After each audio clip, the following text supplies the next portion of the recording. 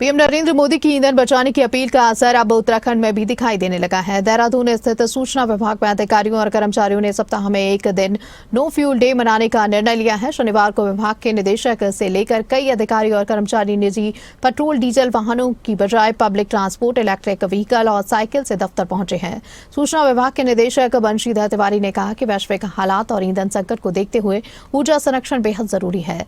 साथ ही उन्होंने कहा कि देश में ईंधन का उत्पादन सीमित है और वैश्विक परिस्थितियों का असर भारत पर भी पड़ता है। ऐसे में सभी लोगों को इस मुहिम में बढ़ चढ़कर हिस्सा लेना चाहिए। वहीं अपर निदेशक आशीष त्रिपाठी ने कहा कि यह पहल हरित क्रांति और आत्मनिर्भरता की दिशा में एक सकारात्मक कदम है, जिससे ऊर्जा संरक्षण के साथ पर्यावरण और संरक्षण का संदेश भी जाएगा। माननीय प्रधानमंत्री जी ने अपील की देशवासियों से, फिर माननीय मुख्यमंत्री जी ने भी सभी से अपील किया। जो पश्चिम एशिया का संकट चल रहा है, आप सभी को अवगत हैं उस सारे घटनाक्रम से। तो ईंधन बचाओ और ऊर्जा बचाओ अभियान के तहत एक दिन राज्य सरकार ने नो व्हीकल डे घोषित किया हुआ है कि विभाग अपने अपने स्तर से कोई एक दिन तय कर सकते हैं। तो हम लोगों ने शनिवार का दिन तय किया हुआ है।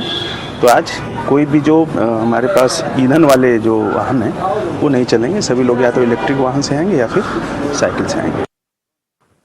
ये माननीय प्रधानमंत्री जी के निर्देश, आग्रह जो आम जनता से की है, माननीय मुख्यमंत्री जी के जो निर्देश है और शासन से प्राप्त निर्देशों के क्रम में एक बहुत क्या कहते हैं उज्जवल भविष्य विकसित भारत के लिए एक हरित क्रांति जैसा ये काम है। हमारी ऊर्जा की ओर बढ़ रहा है, जिससे हमारी आत्मनिर्भरता भी बढ़ेगी और पर्यावरण भी स्वच्छ होगा। निश्चित रूप से जो प्रधानमंत्री जी ने, माननीय मुख्यमंत्री जी जो एक आह्वान किया था, सभी लोगों से विनती की थी, तो यदि एक एक आदमी उसका पालन करेंगे तो निश्चित रूप से देश को बड़ा फायदा उसमें होने वाला है। आज उनकी सूचना विभाग में भी सैटरडे को नो व्हीकल डे घोषित किया था। तो मैं भी अपने घर से विजय पार्क से, मुझे लगता है लगभग 16 से 17 किलोमीटर की दूरी है, पैदल आया हूँ वहाँ से। और मैं ठीक 9:15 बजे वहाँ से चला था और अब शायद इस समय 10:15 के आसपास बजे।